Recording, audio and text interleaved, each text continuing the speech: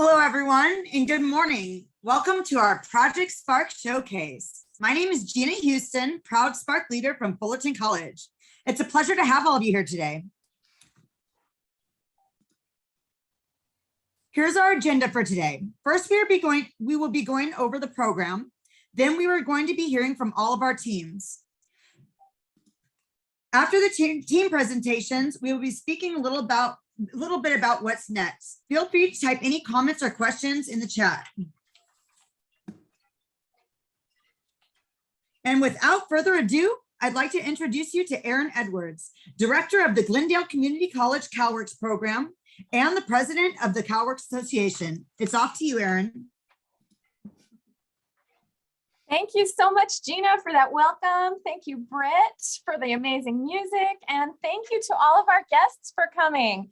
This is like a CalWORKs Association holiday. It's Showcase Day, and it's one of our favorite holidays, and we're so happy to celebrate with you.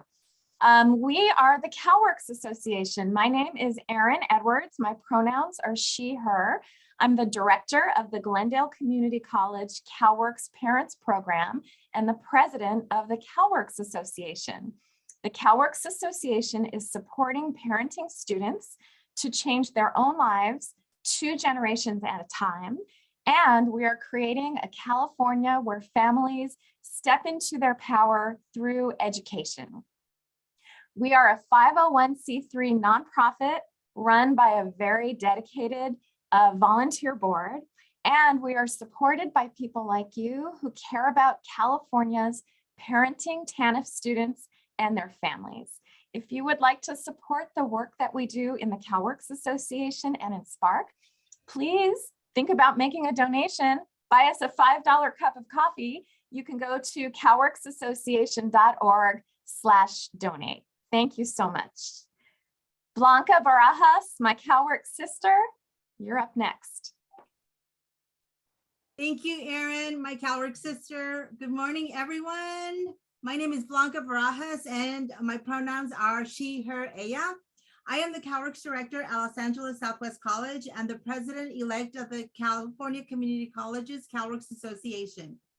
Exactly 9 months ago today, the first cohort of community college parenting CalWORKs students from throughout California, from Lassen College to the north and Southwestern College to the south, first congregated in these little virtual black boxes and gave life to Project SPARC. Student parents are reimagining CalWORKs. This 24-month project, funded by a generous grant from the Blue Shield of California Foundation, provides the parenting CalWORKs student leaders the amazing opportunity to use the human-centered design process to conduct their own research and use their lived experiences to identify barriers within the public assistance in higher education systems and design solutions that make sense to them and their families. The project goals are for the SPARC leaders to prototype and advocate for the implementation of new ideas and innovative solutions to systems leaders and policymakers. Along the journey, there have been a lot of breakthroughs, tears shed, and difficult discussions. There have also been small wins, celebrations, and lifelong friendships established. Next slide, please. The snapshot of the SPARC Zoom screen. Let's go back a few slides back. There we go. Yes. Sorry about that. No worries. You got it, Jude. Here's a snapshot of our SPARC Zoom screen on any given Friday from 10 a.m. to 1 p.m., which is when our weekly SPARC meetings are held. You can see a few of us waving our hands and fingers. That's our way of clapping and celebrating a moment or each other. But the one thing in common are the smiles and the positive energy that emanates from the screen. Next slide, please. Thank you to our primary funder. Prior to Project SPARC, the CalWORKs Association had established the Student Leadership Huddle, as our goal was always to place our students at the forefront of their own advocacy efforts as the leaders we know they are. However, the Student Leadership Huddle could not have transformed into Project SPARC without the vision and financial support of Rachel Wick, Asma Day, and the Blue Shield of California Foundation. Rachel approached the association and suggested we submit a proposal for the funding. And it is because of her foresight and belief in our association's vision and mission and our parenting students that we are here today. Blue Shield of California Foundation supports lasting and equitable solutions to make California the healthiest state and domestic violence. When we work together to remove the barriers to health and well-being, especially for Californians most affected, we create a more just and equitable future. Thank you, Rachel Wick, Asma Day, and the BSCF team. Next slide, please. As soon as we introduced Project SPARC to Dean Mia Keeley and Nicole Alexander of the California Community College's Chancellor's Office and sought their support, there was not one time when we were told no, but we were met with, what else can we support you with? Project SPARC is also made possible through a grant from the California Community College's Chancellor's Office. The mission of the California Community College's Chancellor's Office is simple: putting students first. Their vision to the point, making sure students from all backgrounds succeed in reaching their goals and improving their families and communities, eliminating achievement gaps once and for all. Once again, a great big SPARC thank you to Dean Mia Keeley and Nicole Alexander. Next slide, please. We know, and this is really important, that you will leave this showcase with many takeaways from our SPARC leaders. But we also want you to remember that Project SPARC is a program of the CalWORKs Association, and that it is intended to reduce poverty among families of parenting college students and increase transfers and degrees. Also important to remember about SPARC is that ultimately this work has the potential to increase economic justice for California's families and to reduce the wage gap for women in California. Thank you. I'd like to now pass it, to Erin. Erin, back to you. Thank you, Blanca. That was wonderful. We also want to welcome our partners and our friends who are here. The Center for the Study of Social Policy, they're a very important partner in this project. Western Center on Law and Poverty, Mike Harold is an incredible supporter. The California Department of Social Services, they've been a wonderful collaborator on this. And of course, Kevin Aslanian at the Coalition of California Welfare Rights Organizations. He's another person who, as soon as we call him, he's there. What can we do for CalWORKs students? So thank you so much to all of our partners and our friends. Next slide, please. All right, so for our community college people, I thought I'd put human-centered design, which we're going to be talking about a lot, in a little bit of a context. Community college people, we all know guided pathways, right? We know exactly what it is. What are some of the principles, the values of guided pathways? Well, it's equity-centered, it's data-driven, it's student-centered. We put students at the center when we do guided pathways. It's results-oriented. The whole thing is about increasing graduation and transfer for our students. It's all about redesigning colleges so that they work better for students. And you might not have ever thought about this before. Guided pathways is an outcome. It's an outcome. What many colleges are struggling with is, what is the process, though, to get to guided pathways? Next animation, please. In Project SPARC, we really believe that human-centered design is a very important process to learn if we want to redesign systems so that they work for the users. And we actually think human-centered design is a great way to get to guided pathways. So what are some of the values, the principles of human-centered design? First, it's radically accessible. What does that remind you of? It's equity-centered. It's research-driven. It's all about starting with research and learning. That reminds us all of data-driven. Human-centered design is user-centered. They call it user-centered. We call it student-centered. It's results-oriented. It's all about what is the output of a system and how can we improve the output. That sounds like results-oriented graduations and transfers. And human-centered design is all about redesigning systems so that they work better for humans. That sounds a lot like redesigning colleges so that they work better for students. But the difference between guided pathways and human-centered design is that human-centered design is a process.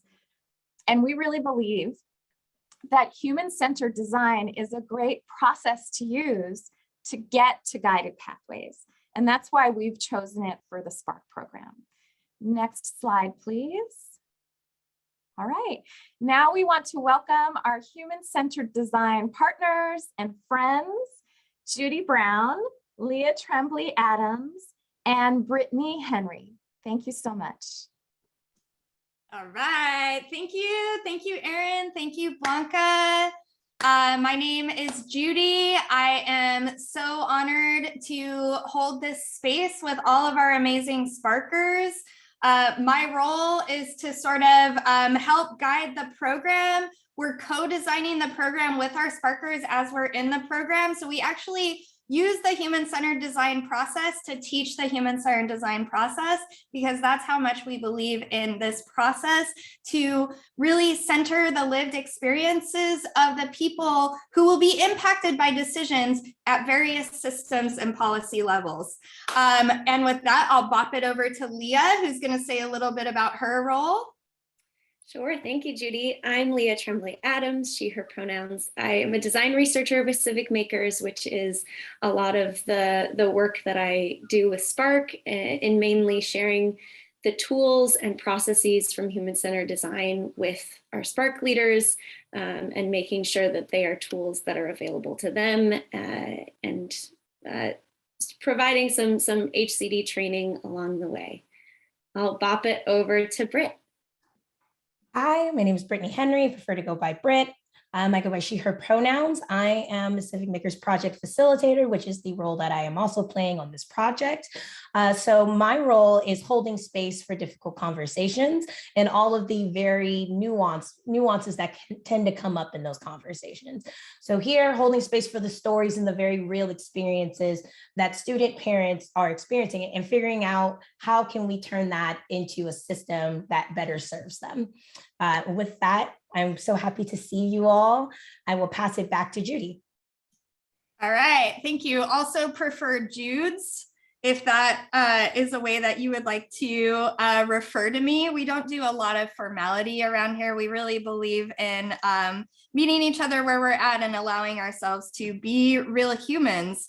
I am just going to pull up the slide, Leah, that has the timeline that we're mapping the current state. So for all of you here, what you're going to hear today is our SPARC students mapping the current state, meaning that they have sourced some challenges that they experience and that they're talking to stakeholders about how they experience those challenges. And what we're looking at is, what is the reality today? So what you're going to hear is a lot of research about talking to different stakeholders in how they experience the challenges that have been identified.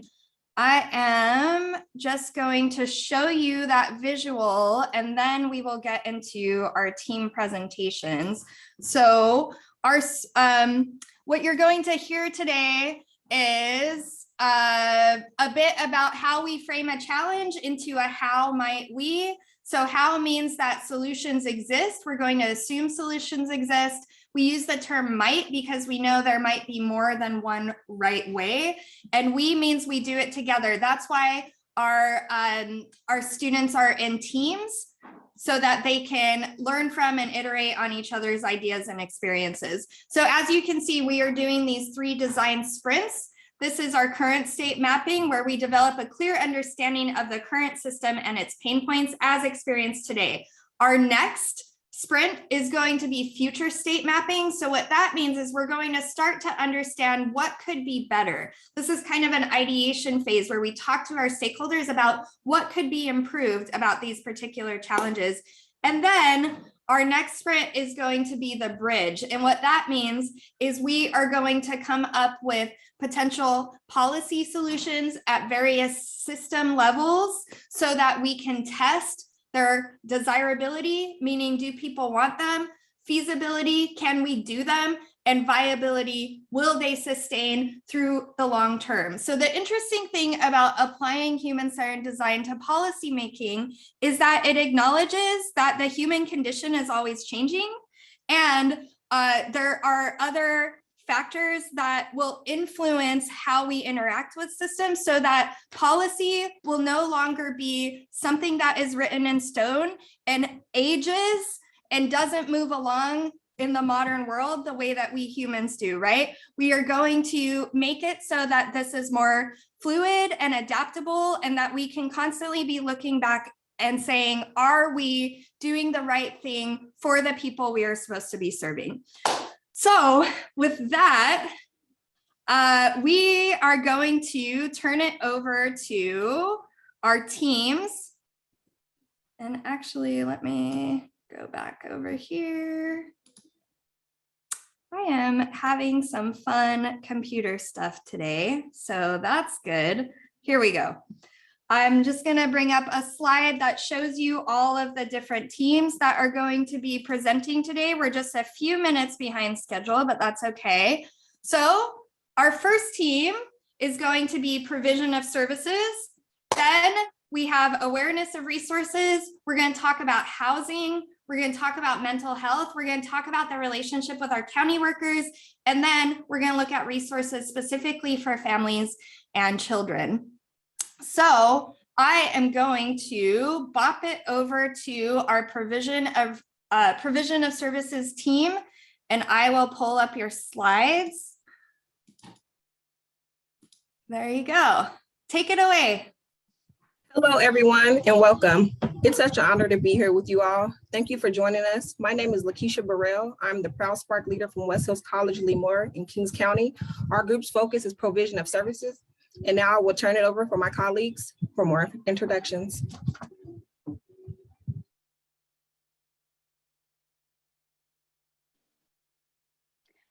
Hi, everyone. I am Linnea Brandmeier, SPARC leader from Golden West College in Orange County.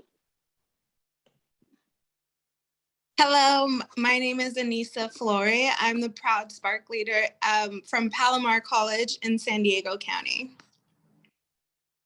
Hello, everyone. My name is Brandon Unigas. I'm the SPARC leader from Merced College, and I'm from Merced County. I'm Lakeisha Burrell, and I'm the proud SPARC leader from West Hills College, Lemoore in Kings County.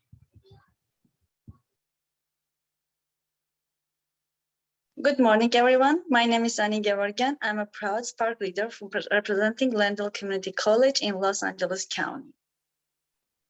Hello, everyone. My name is Gina Houston, proud SPARC leader from Fullerton College in Orange County. Hi, everyone. My name is Karina Gutierrez, and I'm the SPARC leader representing Crafton Hills College, San Bernardino Community College District. What is unique about team? Our team is unique because we hold the team together as the glue. We trust, respect, encourage, and motivate each other for the problem solving for the CalWORKs parenting students' gaps. How might we better inform CalWORKs recipients of the services they're entitled to? We were tasked to set interviews up with system experts and non-system experts in an effort to obtain a broader understanding on how the policies/programs are provided to recipients, also how they are set in place and how they are offered. Also to capture the stories and voices of those CalWORKs recipients who deal with certain obstacles pertaining to difference in regions and non-transparency of policies/assistance across counties. We then gathered all information and notes from the interviews and created a presentation in which we give our results to you today. It is important to our stakeholders to fully understand the challenges and issues us CalWORKs recipients come across in college and CalWORKs systems, so that they can accommodate and work with the system experts to improve and update the system and policies that are supposed to assist and be provided to us. What we learned from our research is evident that families do not receive equal to all services provided to recipients from county to county. Next slide, please. The story of our research began with the formation of SPARC. Without SPARC, we wouldn't be here presenting to you all today, nor would we have met, bonded, and collaborated with our fellow SPARC leaders and system experts. With the formation of SPARC, we were able to quickly relate with one another through our stories, and better understand the issues and obstacles we go through as recipients. One main issue was provision to resources. We noticed that our counties provide or offer more assistance to certain regions than others. Some examples of differences would be that a gas mileage, some counties pay 20 cents per mile compared to counties that pay 50 cents a mile. Some recipients can ask for help with car maintenance while others can't. We are all on the same program. We all receive the same services, but receive uneven distribution of those services across the state. Next slide, please. We interviewed 5 wonderful people who work within the CalWORKs, asking their roles, how they are informing their students of available resources to them at the community colleges, and took this time to understand what happens a little bit deeper within the CalWORKs program. And while interviewing with our CalWORKs stakeholders and sharing our personal experiences, we found some solutions to meet our needs as CalWORKs students. Next. Some stakeholders within the CalWORKs program were unaware of the misinterpretation between the CalWORKs students and the Students County workers, such as childcare. Each county should have the same layout, and each CalWORKs student should be given the same advantages. What we learned during these interviews was how to better accumulate thoughts and inputs on how CalWORKs can be improved through our personal experiences for us and our fellow CalWORKs students, since that is the opportunity we were given to make these changes.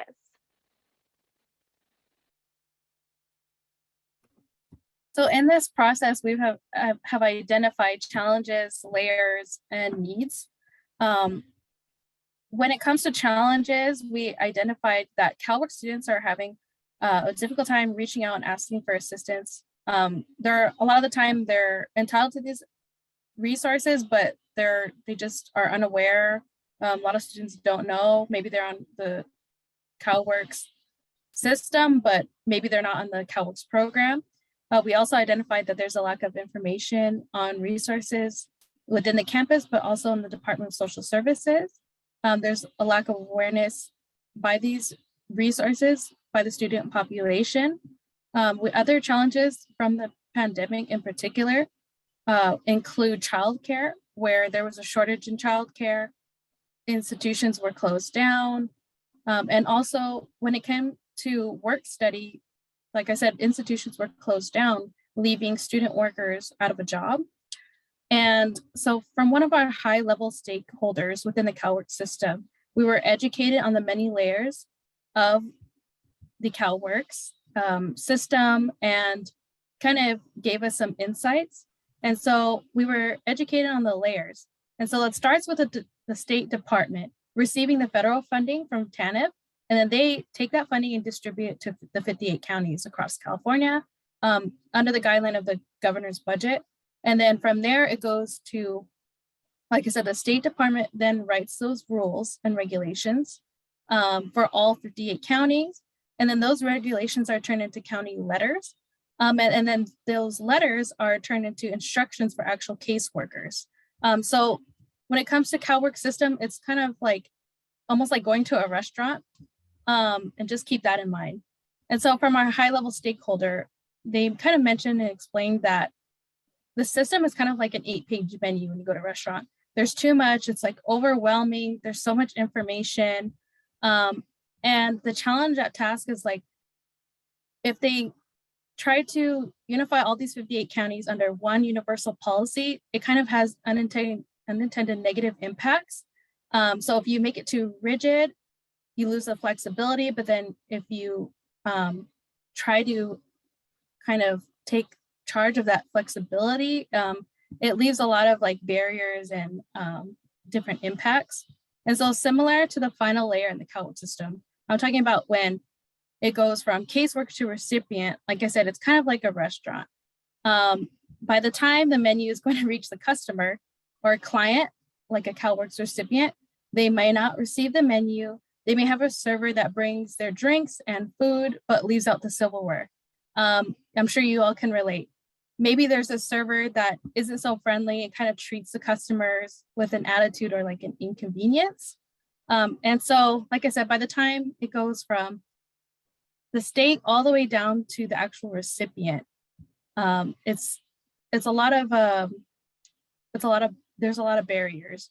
And so within these challenges, we understand and we identify these challenges and we embrace these barriers and examine them with an empathetic and open mindset.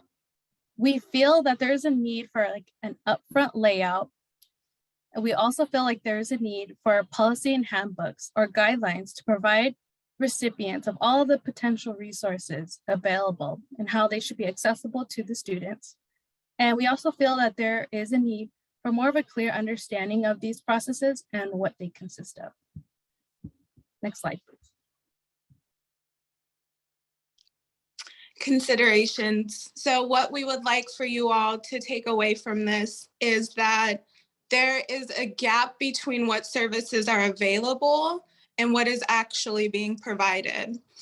There's a gap between what recipients are entitled to and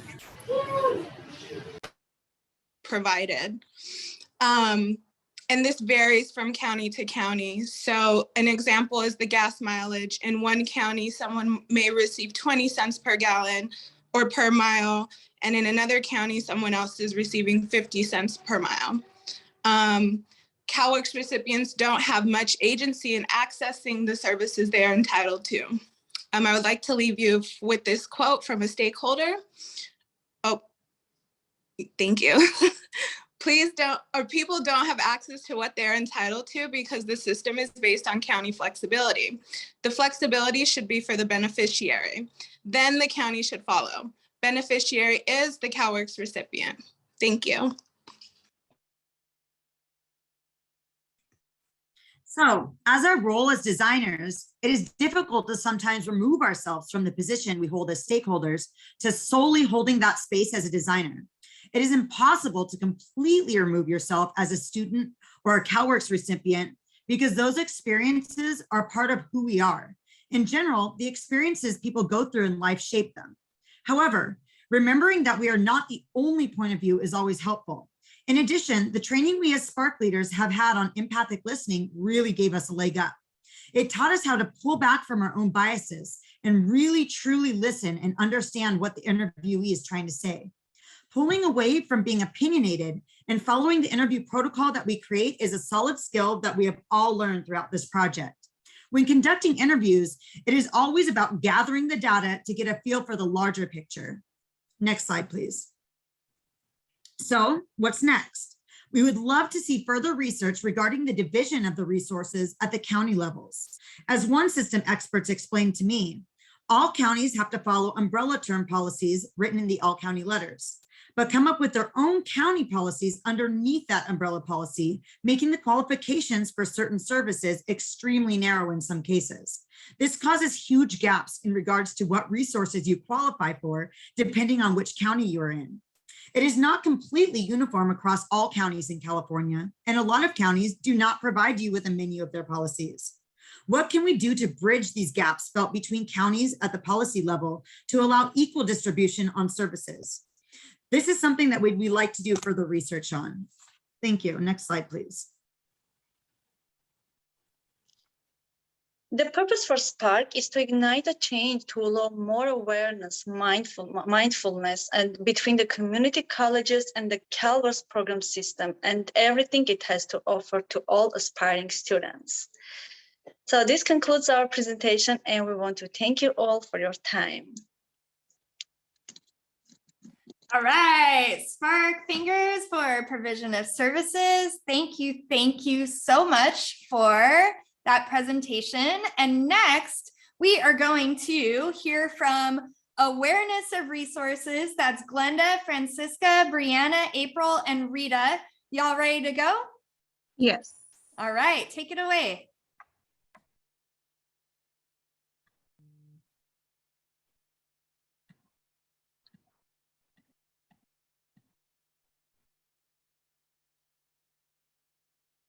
Good morning, everyone. We would love to share today our showcase which focus on helping students and showing the gaps that missing in a lot of spots. So let's get started. We are the team of Sparkles of Awareness. We are sparkles lightening the way to the future. We are team awareness of resources. Hello, my name is Francisca Rubio. I'm SPARC leader for Reilly Community College.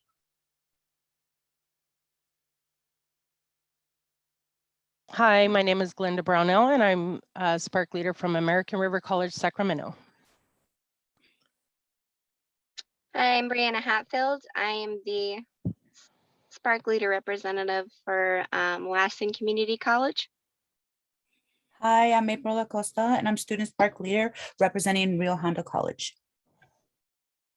Hi, I'm Rita Isaac, SPARC leader representing San Diego College of Continuing Education.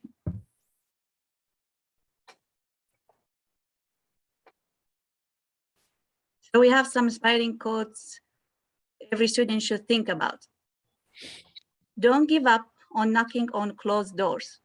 Never stop dreaming and believing in yourself. Never stop learning. Face your challenges without hesitating. Dig across boundaries without fear. Within our team, we have a voice, as well as a community that is like a family. So many of our challenges and struggles are similar, which binds us in a special way. In the research, we have learned how to work together and prioritize the project while still being considerate of our busy schedules.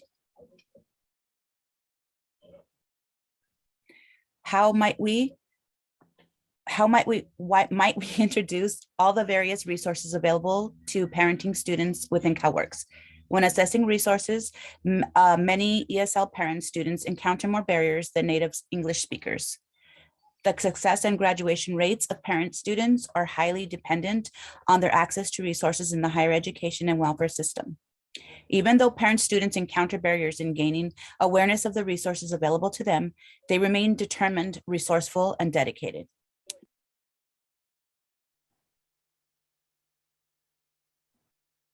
So our roles as a designer and stakeholder was a little bit difficult because we had to, well, first of all, we had to acknowledge that each situation is unique, even though there's a lot of similarities, but everyone still has their own unique and personal experience. And as designers, we had to just like keep an open mind and avoid making comparisons. And we also had to just act like we didn't know anything about the challenge, which helped us to exercise empathy and practice empathy. And one of the really difficult challenges we had was just trying to acknowledge that we are in the discovery stage. This is research that we're doing. We're trying to understand the challenge and not, you know, come up with solutions. Yeah. So our approach was to better understand how CalWORKs parenting students discover what resources are available to assist them.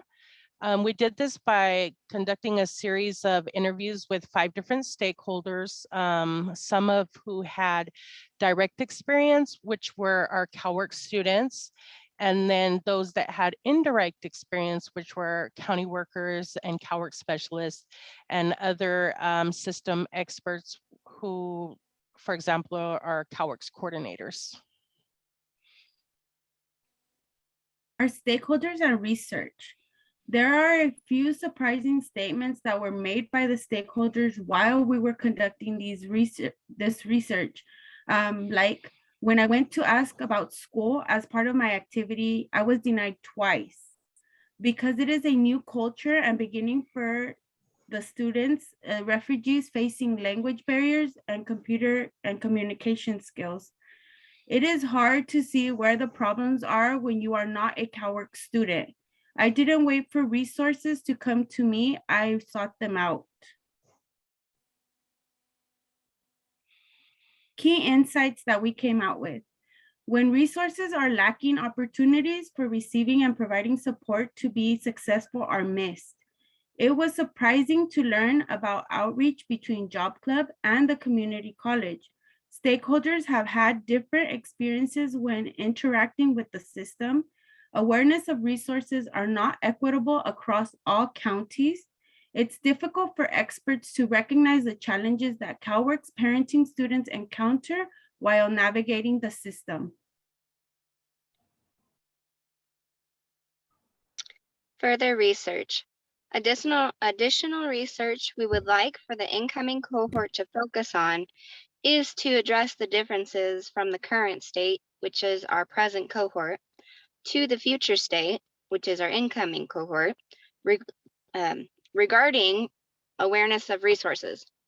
The question that still remains is, why is there a continuing disconnect in awareness of resources available to parents?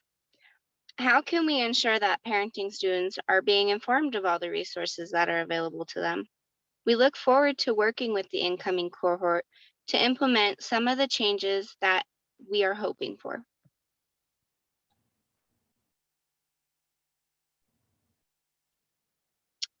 Thank you, everyone, for giving us your undivided attention. We look forward to working with more students to design a system that benefits everyone. Our goal has been to provide people with a safe space that they can feel comfortable in. It is our hope that together we can reimagine how people learn about resources available to them 2 generations at a time. And I'm going to bop it back to Judy. All right, thank you, Brianna. All right, that was excellent work, team. One of the key points there is that when we design something that is accessible to those with the greatest amount of barriers, everyone benefits. So thank you, Brianna, for sharing that. Thank you, team. We are going to move right along into housing, student parents housing insecurity. So without further ado, I'm going to drive the slides for y'all. So give me just a moment to do that. Please feel free to send some love to the Sparkers in the chat. This is, hi, Christina. Thank you for being here. All right, take it away, team. Hello, everyone. Welcome. My name is Xochitl Gutierrez, and I represent San Joaquin Delta College in Stockton, California. Hi, I'm Courtney Abrams, and I represent West Los Angeles College in West LA, California. Hi. Hi, good morning. My name is Genesis Foster. I'm the SPARC representative for Los Angeles City College in Los Angeles.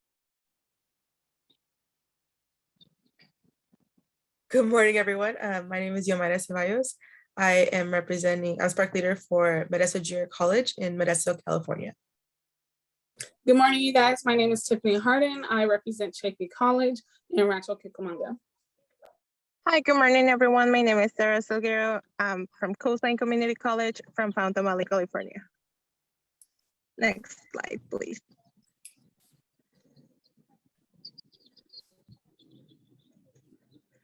Team insiders. Some of us sneak lunch while waiting for our meeting to start, sometimes during as well. We truly enjoy our weekly meetings. We have some great laughs about life. We start each other off checking in, offering encouragement and support to one another. We want to work to contribute and bring about changes that those that represent. Next slide, please.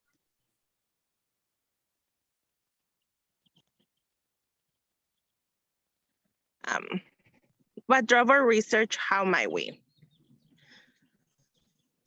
How might we better understand the current state of the housing insecurities among student parents and to learn what the CalWORKs system and campuses are doing currently to support their students who are facing housing insecurities, non-traditional homeless, or homelessness. Next slide. Our gray area are Concord research complications. We found that we didn't let the lack of information, nor did we let how the homelessness is defined stop us from finding our data. No sufficient data is available on student parents, let alone those experiencing housing insecurity. Available housing services vary from county to county and not all accommodating to student parents. One of the biggest difficulties is the definition of homelessness is problematic and not inclusive to many students. While discussing the ways that we could improve the students, what the student that we were interviewing right away said, having access to the information is key. They mentioned having housing information displayed everywhere that a student might go.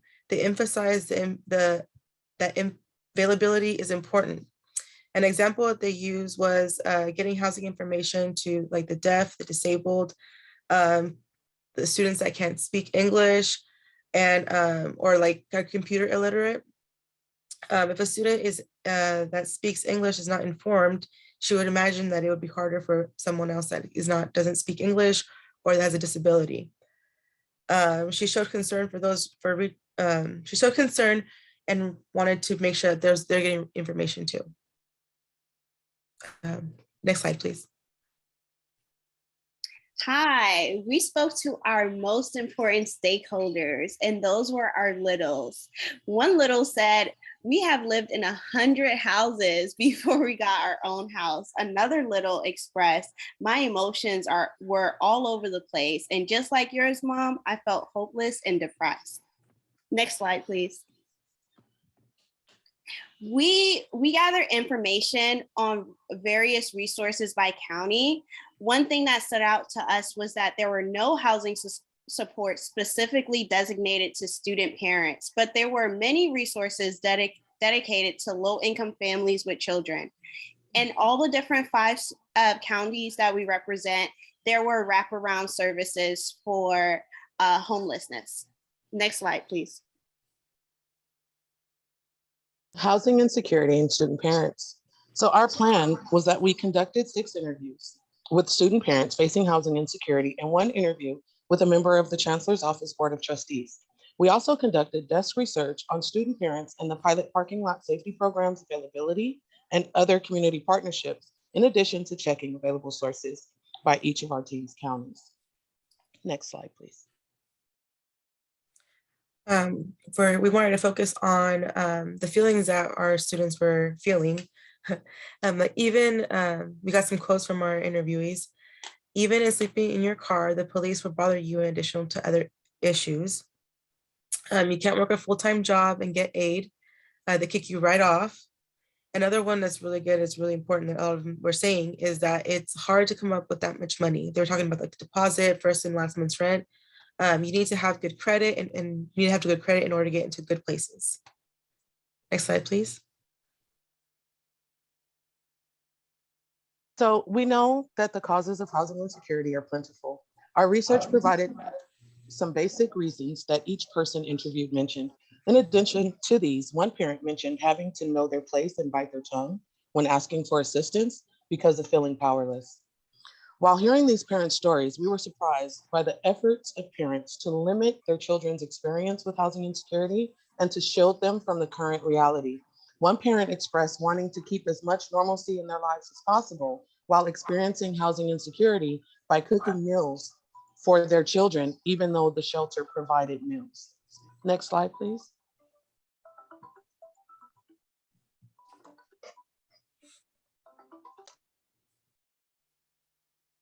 I'm sorry, an extra surprise, the added amount of effort being made by some campuses to assist their student parents who are experiencing housing insecurity and the depths that they go through to do so. One student who was experiencing domestic violence, of which the result was homelessness, was assisted by her campus with changing their names and getting rehoused. This, however, is not typical for most. Another campus initiated a pilot parking lot safety program, which a few schools followed their example. The caring concern is there and the desperate need is being recognized. This was a welcome surprise. Next slide, please. Our role as designer. With the challenge of being so close to home for every Sparker, we were able to play the role of designer while also being the stakeholder by spreading compassion and letting the interviewee speak. We used strategies to listen and be present with the stakeholders we were interviewing by asking questions after the interviewee had already spoken. We minimized our own biases about the challenges we were exploring by keeping our personal experiences out of the conversation. And of course, active listening keeps you from jumping to conclusions. Next slide, please.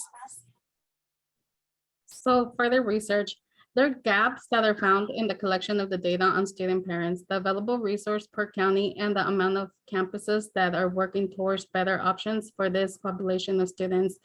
For example, one of the gaps will be, can low-income housing property management or owners dictate what regulations they need to enforce? The answer is the low-income house tax and credit section 42. This rental assistance isn't available to households made up entirely of full-time students unless one of the following circumstances applies. Family receiving temporary assistance for nearly families. Next slide, please. The updated challenge definition. There's a, sorry about that. Harmony, go please. Thank you. There is a gap between being homeless and the definition of homelessness and actually being at risk of homelessness. Most CalWORKs recipients do not have a place of their own and can be told at any given time they need to go. And if that were to be the case, about 90 to 99% would not have nowhere else to go. Sometimes the environment they are able to obtain is not healthy either. The low income tax credit and Section 8 requirements in some cases have posed a problem for those trying to rent an apartment as a full-time student. So we had 3 top insights, and those were data on student parents experiencing housing insecurity should be collected and made available. Our second was the official definition of homelessness needs to be redefined and made more inclusive. And number 3 was housing insecurity is one of the major reasons for low enrollment, high dropout rates, and low completion rates. And as one of our community college presidents stated, when my housing situation became secure, that changed everything and my GPA went up. Next slide, please. So what does this all mean? Human-centered design. Human-centered design is using the consumer to design the policies that the consumer will use. So we decided to listen more than we speak. We also found commonalities among the people we interviewed or stakeholders. And then for clarification, we would repeat back to the stakeholders for clarity. Next slide, please. What we learned as a household insecurity team. Teamwork makes the dream work. Put key data together, data from information. We could always listen to each other, practice empathy with each other and our stakeholders, realize if we can come together and network, we may be able to change lives. We all have the potential to become home insecure at any moment. Next slide, please.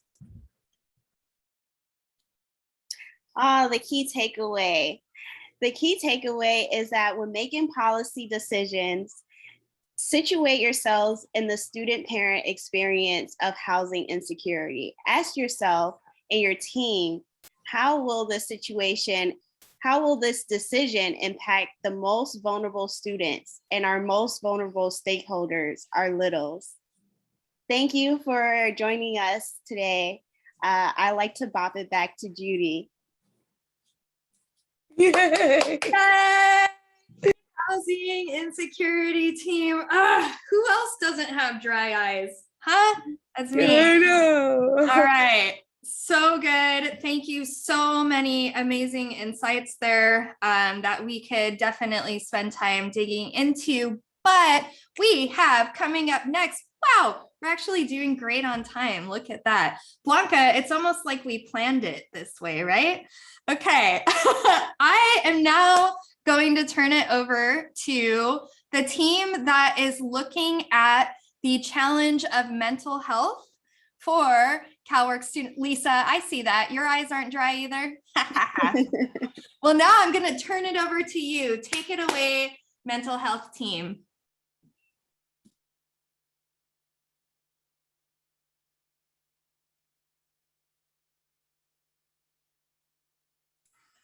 Good morning, everyone. It is still morning. Welcome to our presentation. Mental health. Let's talk about it. Hello, everybody. My name is Brian Olea. I am a SPARC leader representing Fresno City College for Fresno County. I'm Lisa Quilon. I'm the proud SPARC leader from Norco College. I'm Laura Valdez. I'm the proud SPARC leader from Santa Rosa Junior College, Sonoma County. Brianna Carter. I'm the SPARC leader for Compton College, Los Angeles County. I'm Mariana Carpenter, SPARC leader for Diablo Valley College, Contra Costa County. And in spirit, we have Cassandra Blanding, SPARC leader for Pierce College.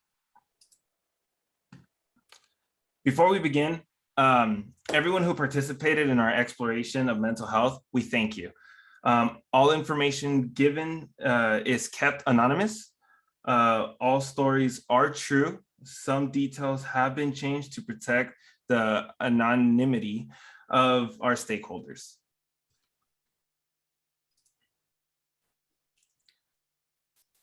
The purpose of the mental health group. At the start of our research, our goal was to find and identify why CalWORKs parenting students are not finding mental health services accessible. Our approach was to conduct interviews as part of our project to identify gaps in the accessibility to mental health services through the county and the community college system for CalWORKs students. We asked our participants to share their experience with us. We want to learn from them about what their experiences were when navigating mental health services for their students and/or clientele.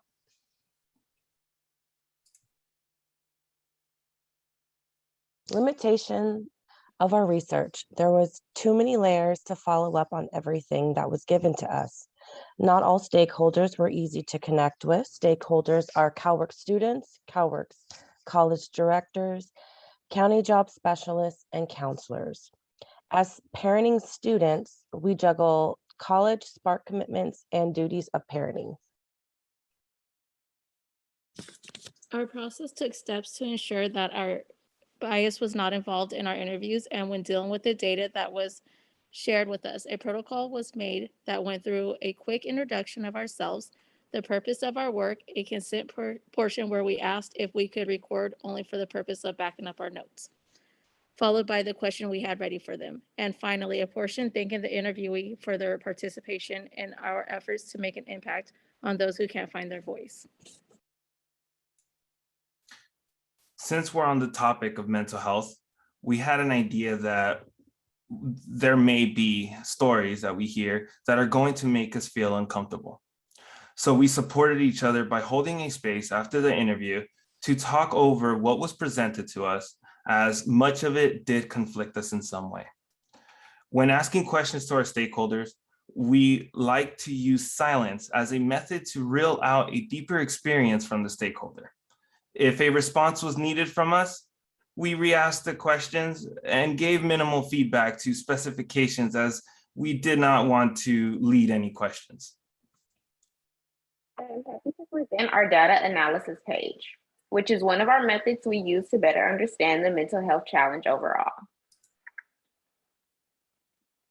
As you can see here, is that the chart side? Okay. As you can see here, we highlighted the questions at the top and we put the stakeholders we interviewed on the left column so that when the stakeholder responds to any of our questions, it is noted in its appropriate spot. Not only that, but we also gave a portion to note for any reaction that we may have received from asking our questions. However, if a particular question did not apply to the person being interviewed, we filled that portion in with do not apply. For instance, one question we had for our interviewee was to share their experience with the county while receiving mental health services. While this may be possible, we felt it is safe to assume that a job specialist would not be a candidate for that particular question. We noticed during our analysis phase that this process tool was a huge strength. While putting everything together, we noticed a few themes. Among these themes were lots of partnerships.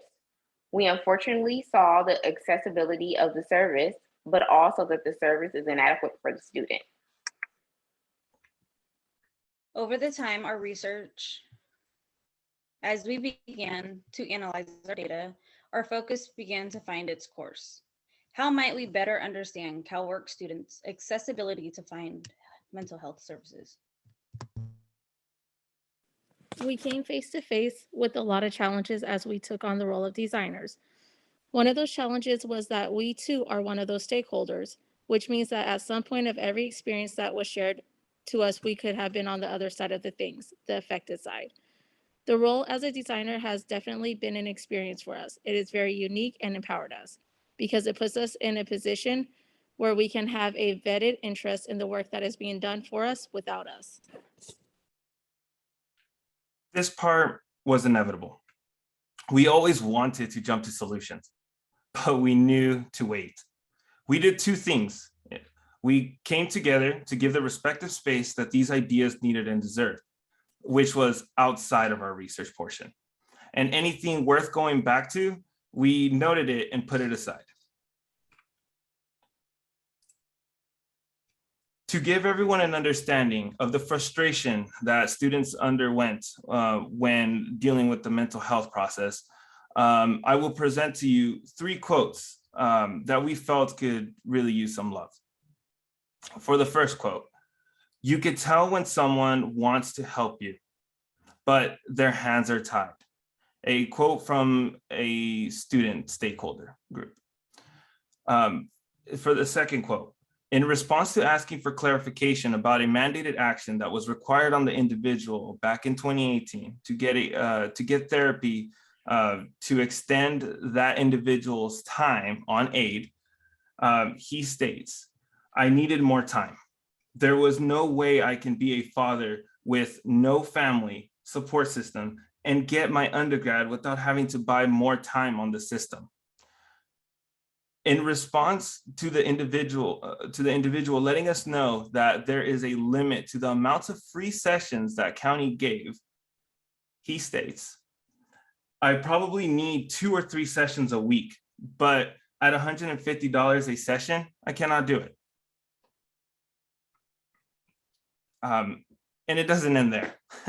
When asked how many times you moved around therapists in a span of a year, we gave the example of 2020. He states, "I bounced around 5 organizations and 7 different therapists." And continuing.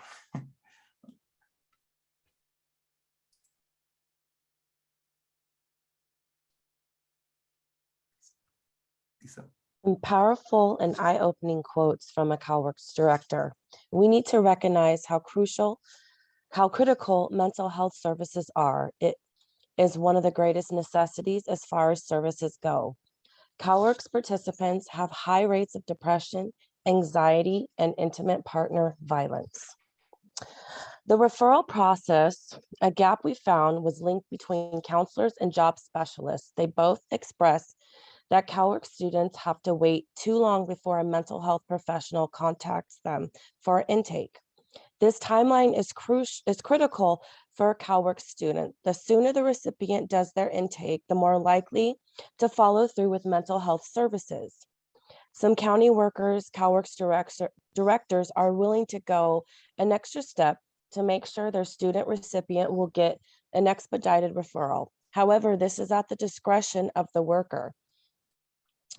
This is not something that is straight across the county office levels. Data shows from the intake process that mental health issues are high for CalWORK recipients, and they are coming from 2 demographics. Low-income poverty. These recipients are living with higher stressors that lead to depression, anxiety, and/or domestic violence. The second is middle-class, divorced, separated mothers that are coming from abusive relationships. Other factors that hinder recipients getting help are their cultural background and their gender roles. Certain ethnic racial groups from research show the stigma of mental health is greater. Next slide, Brian.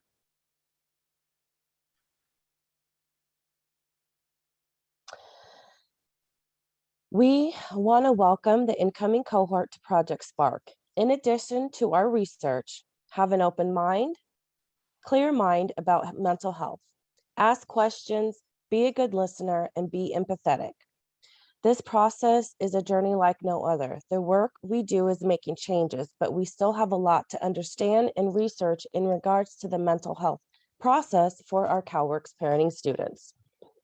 The human-centered design process is very unique, a procedure that helps our systems to be more responsive to the needs of the people who use these systems. We're researching, prototyping, building, and analyzing our data.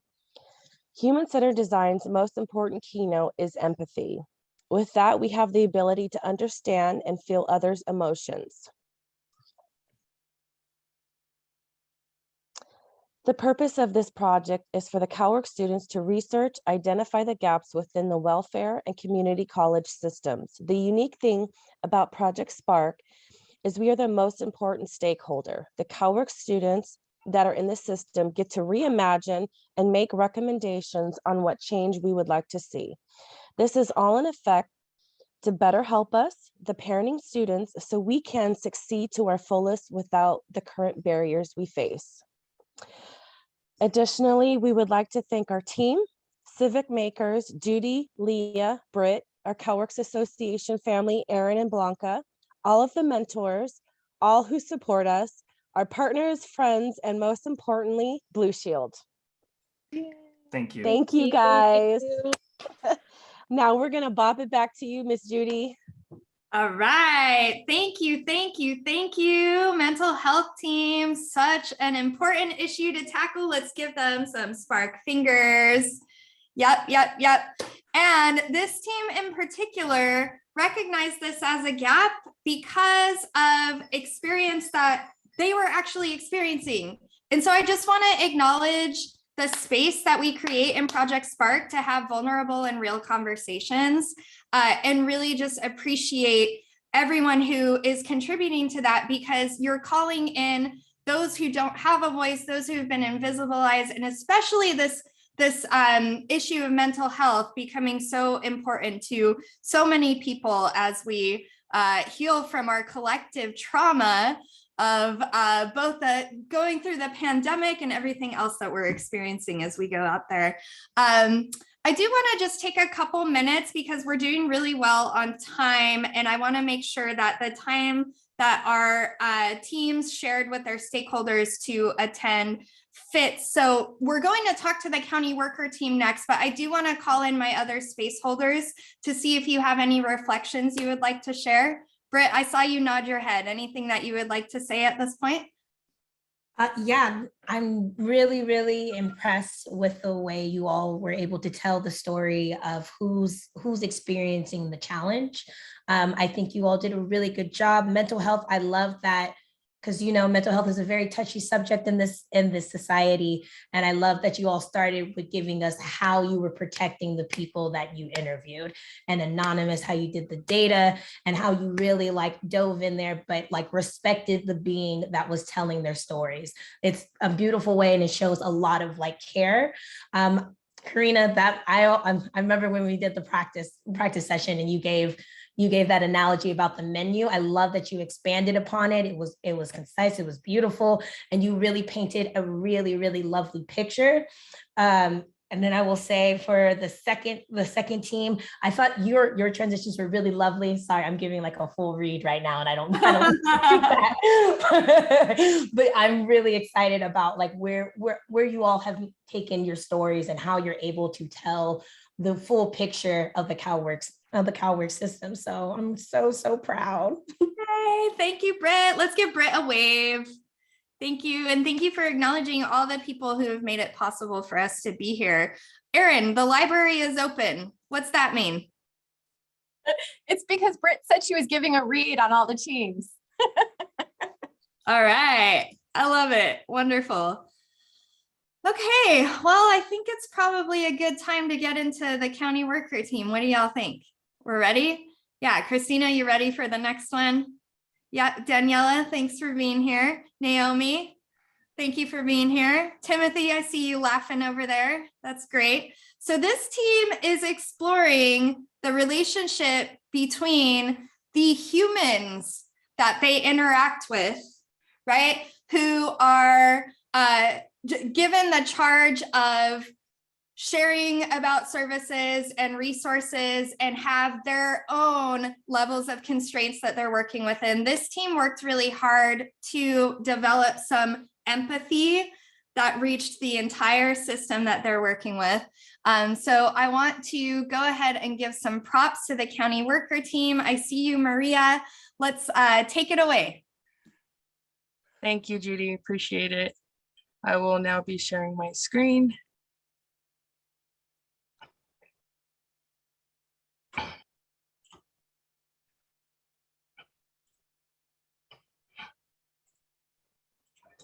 So hello and welcome, fellow SPARC leaders, mentors, stakeholders, supporters. Thank you again for being here. We're all very appreciative. So I first want to introduce the wonderful team that I have been working with. And those are the County Worker All-Stars. So myself, Maria Ramirez, I represent Riverside City College. I'm Shantara Allen. I represent Allen Hancock College in Santa Barbara County. I'm Angelina Gonzalez, and I am the SPARC leader for Chabot College. I am Selena Lopez, and I'm the proud SPARC leader representing Los Angeles Southwest College.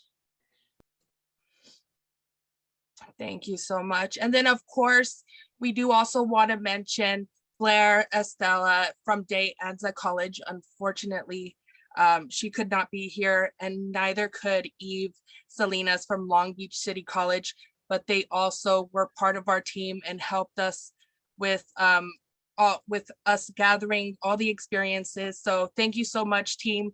Without your ability to be understanding, hardworking, and motivated, we could have not done it. So why are we here? When I came into SPARC back in October, I did not know what to expect.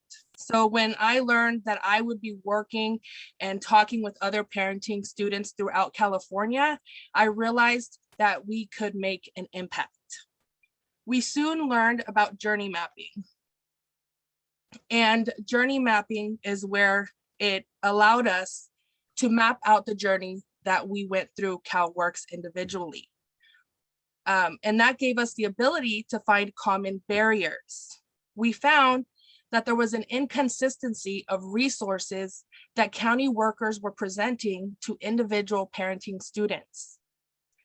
County workers are supposed to be the experts of CalWORKs. This means that when a parent starts the program, they look to the county worker as the person between themselves and the help that they can receive. We knew that the only way to better understand the relationship between them was to learn from the experiences. And so we set off to gather that information. We came up with questions that would allow us to dig deeper into the journeys of CalWORKs parenting students and also the county workers that are assigned to help them. We set up 1-hour interviews and opened our minds to the volunteers' journey. And we wanted to know, how might we support county workers when it comes to providing consistent resources for CalWORKs parenting students all on the board?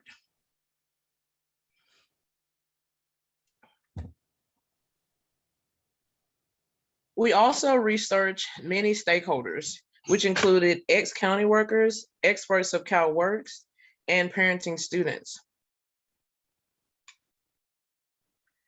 We had some interesting quotes that came across as well, which was, got a letter in the mail, go to gain or go to jail, which was one of my favorites from one of our stakeholders. And there were also other quotes that came about, which was, I've had to work 3 times as hard to get where I needed to be. As in many times as we contact caseworkers, it's hard to get our point across, or it's hard to at least get things in order as we need to. You know, they seem to stick with a certain plan and don't take others into consideration. We also learned during the process from interviewing stakeholders that we realized not having help from county workers is an issue that affects most CalWORK recipients, both in terms of resources and support from our assigned county workers. Furthermore, some CalWORKs parents do not have CalWORK Some CalWORKs parent students do not have CalWORKers assigned at all, making it difficult to get help. So throughout these counties, issues are the same, it's just in different counties. Next slide, please. There were some surprises within the stakeholder interviews as well, as far as how willing and forthcoming they were to share their story. And although they may be from different counties, the experiences were similar. And the fact that the time limit didn't matter, they just wanted to see change within the system. We also were surprised about how supportive they are of the SPARC program. We are really a great group and are really destined and hoping for a change within the CalWORKs system. Next slide, please. So we decided to redefine the challenge definition. And we redefined it as a climb. And now we are at the top, gathering as much information as we can before we slowly start to go back down, reaching the people on the other side who can really bring these changes into play. We're really trying to reach the people who are at the Washington, at the state head, who can really, really see a change within the systems. We also wanted to offer some audience insight. Are you ready to aid in the change? If so, how would you contribute to it?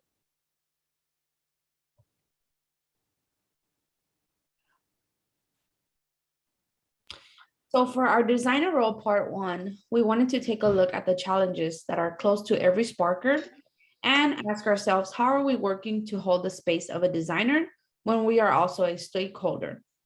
What we found is that we have to have empathy and compassion. We are very level-headed and have to know and understand which position needs to be in play at certain times. We went into interviews as if we knew nothing about the challenge. This way, we could listen better and not assume what they would say. Something we also looked at is what strategies do we use to listen and be present with our stakeholders while we're doing an interview. We already knew that the challenge at hand was going to be difficult, but we wanted to attempt to envision their story from their eyes while hearing their stories, watching their movements and feeling their emotions and empathizing with them as well. Next slide, please. How do we minimize our own biases about the challenge we're exploring? We are able to be unbiased in every situation and are able to understand, although we have similarities, we also hold our own unique story and it needs to be heard. We thought that this would be tough, but then we realized that being biased would not help what we're doing, which is listening to one's own experience and only after connecting it to others. How did we keep ourselves from jumping to conclusions? Not easy, but we were understanding that the conclusion is only for our story and someone's journey may or may not be the same or may have just begun. Our first instinct is to give a solution when we hear a problem.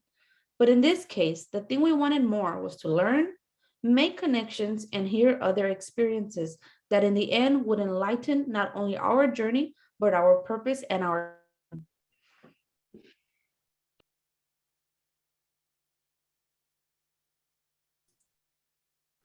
The incoming cohort should focus the additional research on holding as many stakeholder interviews as possible and unraveling the misunderstanding between county workers, CalWORKs parenting students, and college campuses.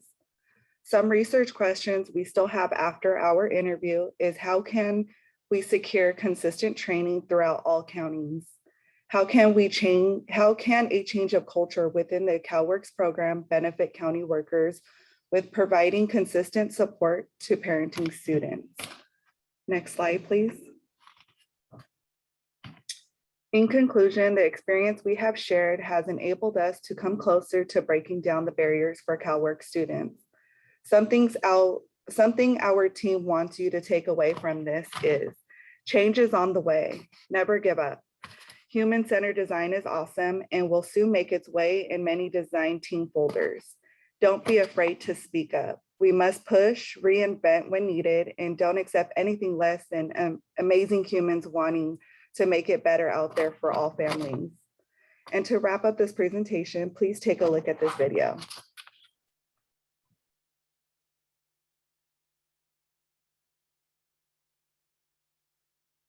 It's a woman's problem. It's a Black people problem. It's a poor people problem. And if there's anything that I've learned, is that we can only fix this world together. We can't do it divided. I cannot emphasize that enough. So when we're marching and protesting and posting, tell your friends to pull up. Imagine what we could do together.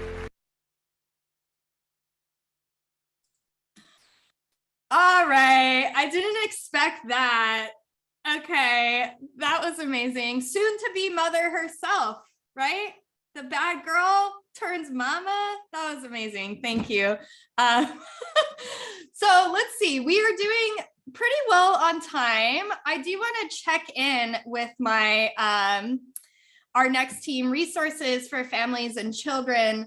Do you still have folks that you're waiting to show up? Shannon, I see that there's some Shasta College folks here. Welcome. Hi. We're ready to roll. You're ready to roll? Yes. All right. You want to keep the show moving along. All right. Well, then we will go ahead and bop it over to, last but not least, our resources for families and children team. Take it away.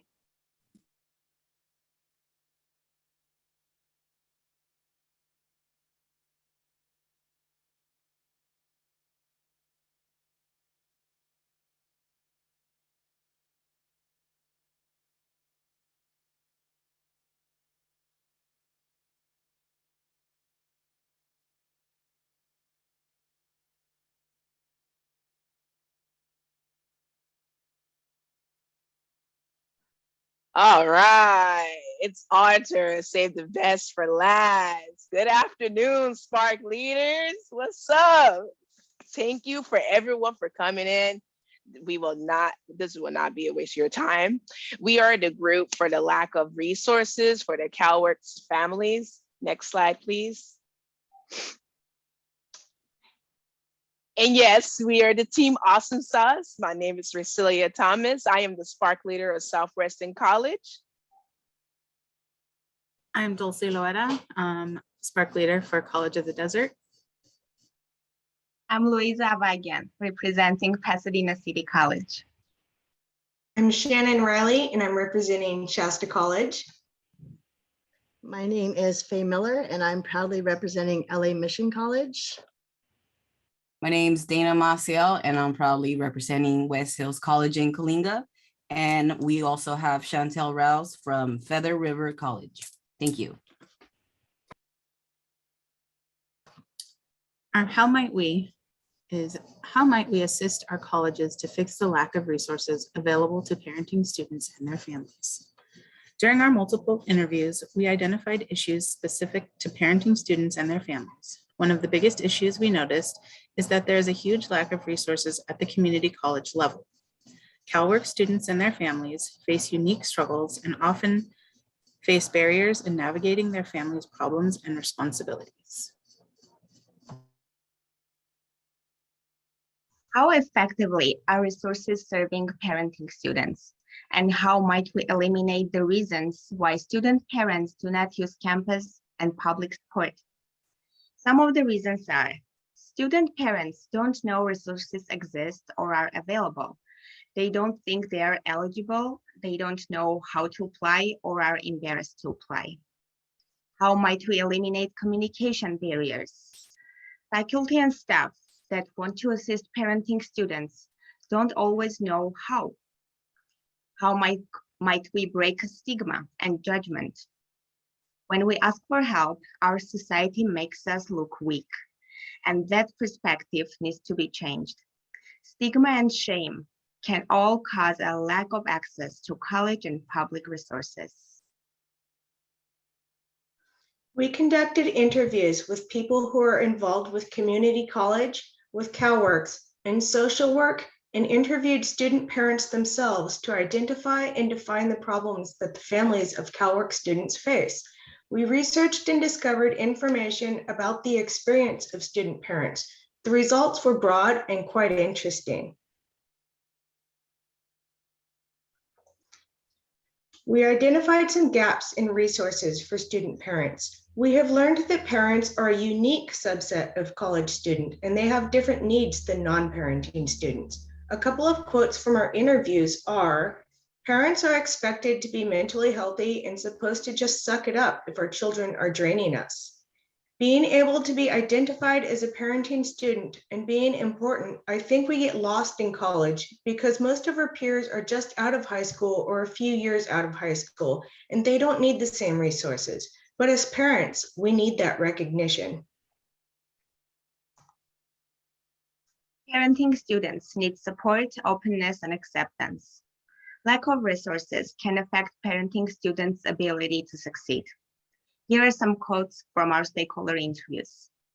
We shouldn't always have to be the ones to ask the questions because we don't always know what to ask. A cooperative effort can create strategies that reach parent students on multiple levels and eventually strengthen students' safety nets. Positive changes have come, but there still seems to be a lack of consistency today. A supportive environment and resources may help student parents to increase their educational achievement and develop more effective parenting practices. Our research, 53% of parenting students were food insecure in the last 30 days. 68% of parenting students were housing insecure, and 17% of parenting students were homeless in the last year. Next slide, please. A quote from our stakeholder interview, CalWORKs families are some of the most vulnerable and the most in need. College is hard. This is a typical day for a CalWORKs recipient. Here's Shannon, single pregnant mother on a typical day, because we all know love does not pay the bills.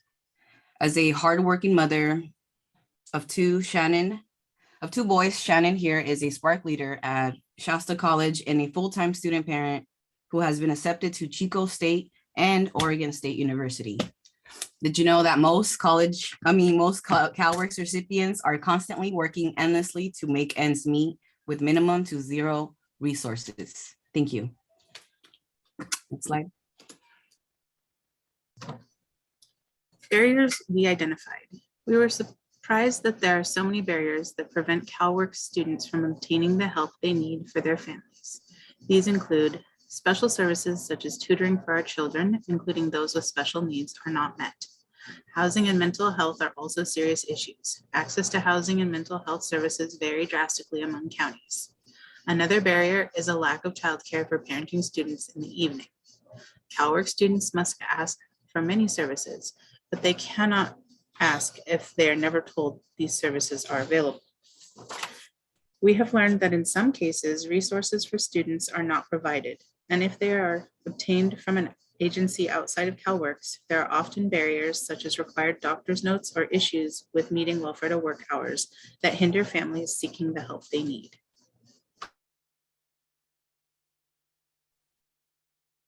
With all the research and interviews we've conducted, it makes no sense as to why there are so many obstacles that we must face just to get the help we need.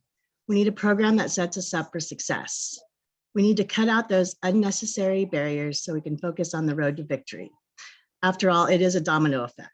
For every wall that is put up in front of us, we must waste the same energy just to break them down when we could be using that time to be moving forward. At this point, we often wonder, is this helping or hindering? So what can we do? This is a gray area that is not talked about, and we must strive to work together to bring up the awareness for this challenge. These are questions that we often ask ourselves. How are we going to increase the outcomes of low-income students? How are we going to get to and through college to a middle-class income to provide for our families? Well, we can speak up and advocate for those that haven't quite found their voices quite yet, just like we're doing right now. So we start here. Student parents have surpassed high school graduates in college enrollment, even throughout a pandemic. Therefore, we need all the help available to allow us to succeed. According to an expert researcher from the Association of Independent California Colleges and Universities, Adult learners and student parents are the future for California community colleges because of the decline of high school graduates. One thing to know about student parents, when life gives us lemons, we make orange juice and leave the world wondering how we did it.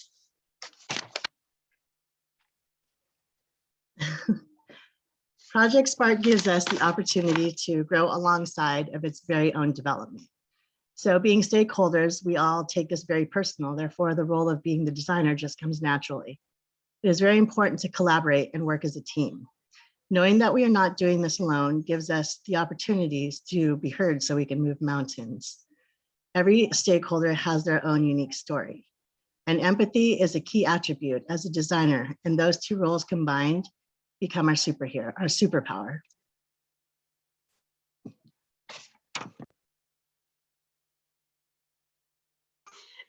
So our further research, we hope the incoming cohort will help you guys and us as a whole to focus structure on the following up with stakeholders in regards to our how might we statement.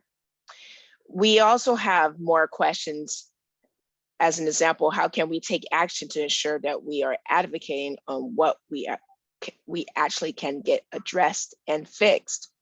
Overall, we got work to do to get the chisel and to chip away those walls that has held us back in our educational success, and to pursue our dreams that spark within us to keep us going. We want to help parent students and their children to become successful and to fix these barriers to be dismantled and uplifted. Next slide, please. Our conclusion. Communication is key. I can't emphasize that enough. Communication, communication, communication. We each are a piece to the bigger picture. As our fellow teammate and our friend, Louisa, has mentioned, yes, shout out to Louisa, we each possess a piece to the solution. Let's be a part of the solution, not a part of the problem. Thank you for your time. Wow. All right. It seems like the official drink of a Project SPARC is going to be orange juice now, right?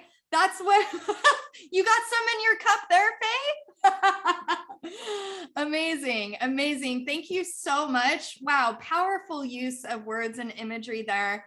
I'm going to bop it over to our design researcher, Leah, so she can say a little something about how she feels about today's presentations. Then we'll give you a little peek of what's ahead, and then we'll send you off to your Friday. Sound good?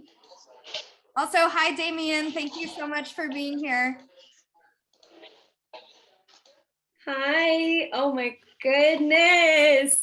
My heart is so full right now. And I know I didn't get to be a part of the last few sessions, but it's so beautiful to see how this has come together.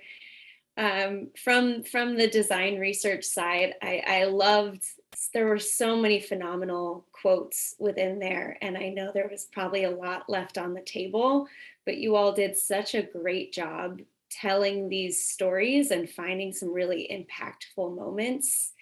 I cannot wait to dig into some of these, and also so many beautiful ways these overlapped and can build into each other. You all brought so much to this work. I put it in the chat before, but for everyone else here, these teams brought so much consideration of their peers, of people that might not even be as privileged as being able to participate in this program. They showed so much understanding.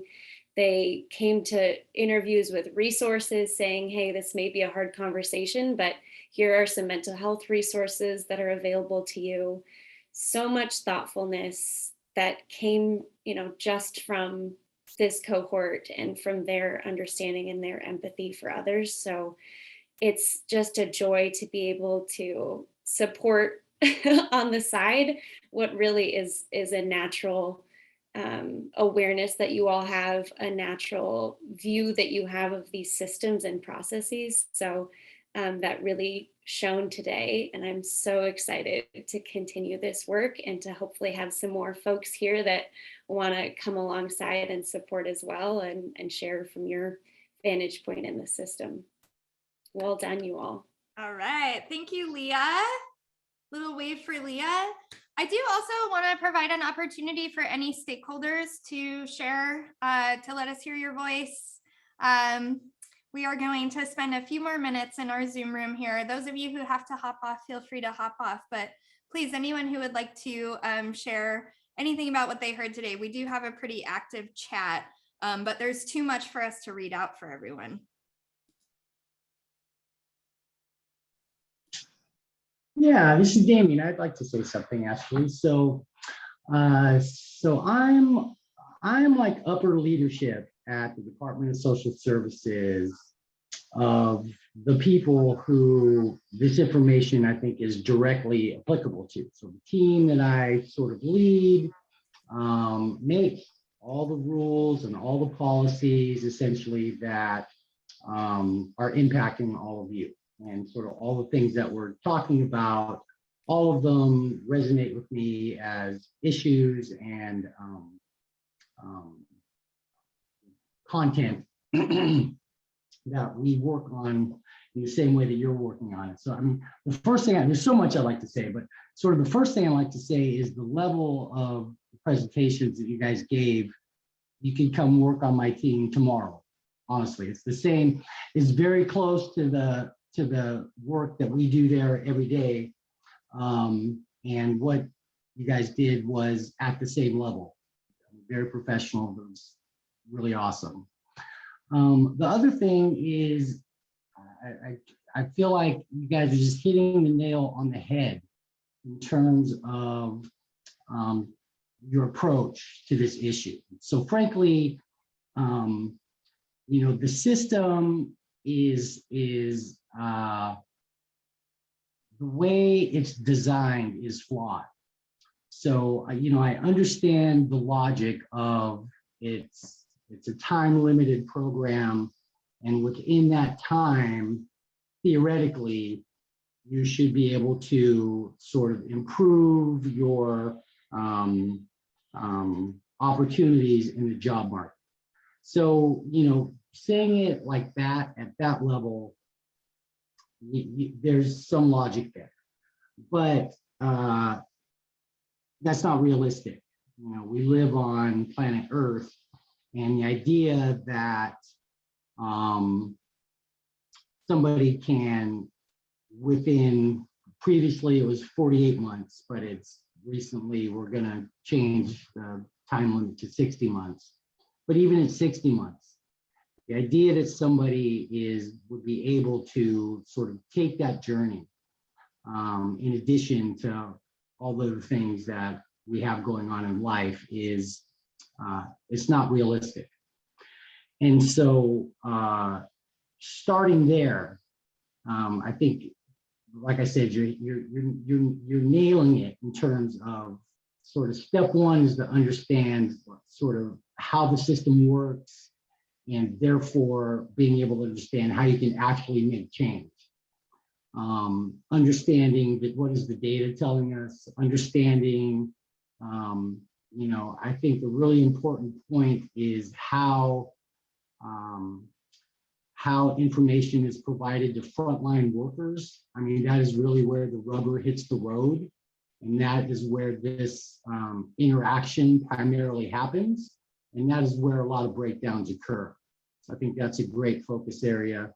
And then, you know, addressing sort of the policy itself writ large, and where and how you can't, identifying where are those gaps and where are those barriers. And so, you know, if I could sort of, in my job as somebody who does help work on this policy, you know, if I could think of a better way to go about getting good ideas, I couldn't think of a better way than exactly this, you know, to gather a bunch of, like, we would have paid, the Department of Social Services would have paid a vendor $20 million or something to gather a team that is actually receiving services and have them provide us this type of feedback and this type of information. So just so thankful for all of this, so enthusiastic. Just so excited about what you're doing and where this is going. And at the end of the day, ultimately, how this can result in improving, fixing a system that is sort of stacked against you. It's especially stacked against students. At its core, that idea of a program that is time limited is especially stacked against, it doesn't oftentimes view itself as a system that supports students. It sort of views itself as a system intended to move people into the workforce as quickly as possible, not to support them through an educational program, which is, again, sort of a flawed idea in itself. The best way, the data is clear. The difference between a high school degree versus 1 year post high school versus 2 years post high school, how that results in earnings is, there's just not a question. It's just not even a debate. So anyway, I'll kind of stop there before I ramble on, but thank you all so much. It's amazing. Thank you so much. Let's give Damien a wave, especially for on the fly, bringing in your perspective. We so appreciate all of the support that you have provided for Project SPARC. And Damien really represents this archetype of a humble and empathic leader who is deeply interested in how, yeah, you're accepting of that? See, I see your humility coming out right now. Look at me. Oh my gosh. We're just so appreciative of those who are willing to recognize, even within the system, that there are flaws, right? And to usher in this new paradigm where we are creating some common ground between experts who are at these levels of creating policy and those with living experience, right? And without further ado, Mr. Michael Hopper has been waiting so patiently with his hand raised. So I'm going to bop it over to you. Just real quick, I'm a counselor at Los Angeles Trade Technical College. And I just got to say, I am so proud to be a part of this program. I'm wrapping up my second master's degree. And I'm so impressed because a lot of the terminology, a lot of the steps, a lot of what you all have been doing in your groups, that's what I'm doing right now. So on a graduate level, you all are doing the work of graduate on a graduate level. I am so impressed. And the stigma and judgment, I mean, it's just, you all just smash it in its face. I mean, it's just incredible. And so I'm inspired. I'm glad I came to work today. I'm inspired and I've seen what's possible in this process working with young people in San Francisco County when you involve the stakeholders to really look, and you all are the experts because you're living it. But then going the next step, I'm excited, I'm motivated to take part with you all in the whole bridge part, because it is going to be a battle in all 58 counties because different folks have their way of doing it. I love how you put it. It's just ringing for us over here. County flexibility is more the issue, but how do we push through when it comes down to it? But you all make it really plain. So I'm excited. I love what you all did and just taking it in. Thank you so much. Thank you. Thank you, Michael, for being here and acknowledging the level of quality that our Sparkers are putting forth in the research, in the presentations, in sharing their process with us. And also that very nuanced position of being both a designer and a stakeholder, which we heard each team talk about. Go ahead, Maria.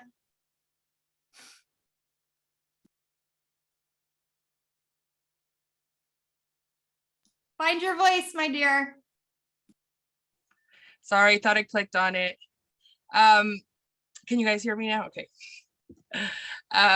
So I just want to reflect on what Damian Ladd was saying. I know you had stated that, you know, the goal is to try to get, you know, families from, or parents from, you know, into the job force as quickly as possible, to not, you know, be in the program for too long. Perhaps then we should in the future collect data in regards of those who go straight into the job force, how many times they go back into the program compared to those going into higher education, and what that data is comparatively to, because that could lead to us not wanting everybody to go straight into the job force. Maybe then we'll see what higher education can truly bring. Thank you. All right, Maria, with a little mic drop here from the SPARC perspective. I'm going to go ahead and take us into the thank you and looking ahead. Does that sound good? So that we can all enjoy a more inspiring Friday than we may have had otherwise, right? Michael Hopper, I see that. Yes. All right, I'm going to bop it over to Erin. Go ahead, Erin.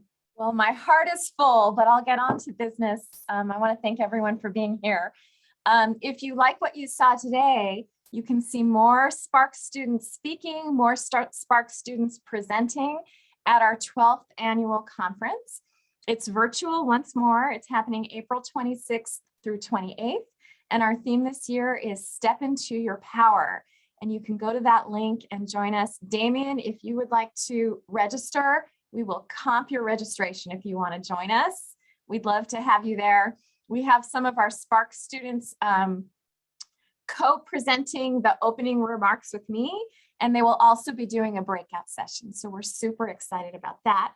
In addition to the #1 stars, which are our CalWORKs students. Next slide, please. We'll also have 3 incredible keynote speakers: Sadie Burrell, Reverend Naomi Tutu, and Wesley Hamilton. So please visit our website for more information about our conference. Next slide. Jude. All right. Thanks, Erin. You might also see a guest appearance from your HCD partners at the ATI, LOL, right? Just a reminder, folks, because when we get into these stories, we get really deep into these stories, especially when our SPARKers leave us with such interesting memories like the orange juice. I'm never going to see orange juice in the same way again. So thank you for that. Remember what Maya Angelou said, we may not remember all of the words, but we remember how it made us feel. We remember those moments where all of the cells in our body light up because we've learned something new, right? And so I just wanted to remind folks where we're at and where we're headed. Of course, this was our current state mapping. What are the current challenges that our CalWORKs student parents face today? Our next sprint is around future state mapping. That is where we get to define a vision of a better future from the perspective of our stakeholders. How should these systems be supporting parenting students? We're collecting all of that great data, all of those ideas that Damien talked about. And then we have our bridge that Michael talked about, which is that's where we try to figure out if how we can connect the current state, what are the challenges to this vision of a better future as articulated by our stakeholders? What is the bridge? Our assumption is that we're going to make some policy recommendations, but there have already been some really magical things happening in Project SPARC. And I'll let Erin just say a little bit about that. And then Maria, I do see your hand raised. You'll close us out. And then DJ Britt is going to play some music for us so that we can shake off all of this great work. Go ahead, Erin. Just a few highlights. 2 of our SPARC students were interviewed in the LA Times. One of our CalWORKs students, her picture was in the LA Times. We had the incredible Anissa Flory testify in front of the California State, was it the Senate? It was the Assembly on the issue of child support pass-throughs. So many incredible wins already. And right now we have 5 budget recommendations we are submitting to the California State Senate. Damien, I'm not sure if you're still here, but a lot of those had to do with supporting parenting students to actually graduate, to give them the time they need to transfer to a four-year university or to nursing school. So time extensions for that. Also, often CalWORKs students transfer and then there's no support to them in their transfer institutions like there was in the community college. So one of our proposals is to create CalWORKs programs like we have in the community colleges in the four-year institutions, including work study, because often a CalWORKs student who transfers from community college to the university loses their work study job. Plus we have 3 more incredible proposals. So that's what SPARC has been up to just in the last 9 months. No big, just systems level changes brought about by the people who are most impacted by the decisions that are made at systemic. That's all. That's all. That's all we're doing here. And with that, I do actually want to put this slide up because this is another organization that has really inspired us at Civic Makers and our work. I'm just going to read this out loud. The reality of our society is that any system produces what it was designed to produce. Therefore, if oppression, inequalities, and inequities are designed, they can be redesigned. As we strive for human equity, we have to be able to recognize inequity and have the ability to recognize ourselves as designers who have the power to disrupt it. I have not seen any better example of that than Project SPARC. So thank you so much for entrusting us to help hold this space with you. Maria, did you have something you wanted to add? No, I put my hand down. It was just raised. Thank you, everybody. All right. Thank you, Maria. And now Britt's going to play us some music and we're just going to dance our way into the weekend or probably other things that we're going to do before that. Yeah. Let me know if you can hear it. All right.